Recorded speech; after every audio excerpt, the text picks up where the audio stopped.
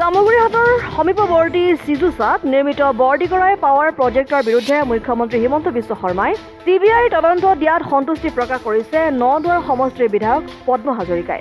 মুখ্যমন্ত্ৰীৰ পাৱাৰ প্ৰজেক্টৰ বিৰুদ্ধে CBI তদন্ত দিয়াত প্ৰকৃত ৰহস্য উদ্ঘাটন হ'ব বুলিও মন্তব্য কৰে বিধায়কগৰাকীয়ে। ইফালে ফৰেষ্টৰ নীতিগত অনুমোদন অবিহনে নেকন পাৱাৰ্ছ নামৰ কোম্পানীটোৱে কেনেকৈ কাম আৰম্ভ কৰিলে সেই আশ্চৰ্যকৰ কথা বুলি মন্তব্য কৰিছে স্থানীয় ৰাইজে। সম্প্ৰতি চিজুচাৰ ডেলাইচিত নেকন পাৱাৰ্ছে আধৰুৱা কাম কৰি কোটি কোটি টকাৰ সামগ্ৰী হাবিয়া জংঘলে পেলাই থোৱা পৰিলক্ষিত হয়।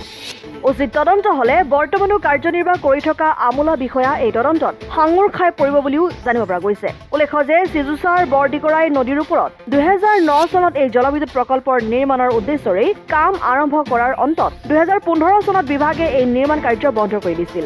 CBI তদন্তটো আমি আদৰণি জনাইছোঁ। খেলিমেলি কিছু থকাটো সঁচা, কিছু খেলিমেলি আছে।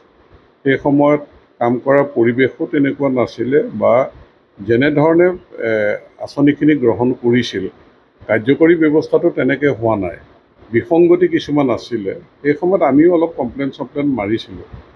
কিন্তু এতিয়া বিষয়টো অলপ পৰিষ্কাৰ হ'লে ভাল।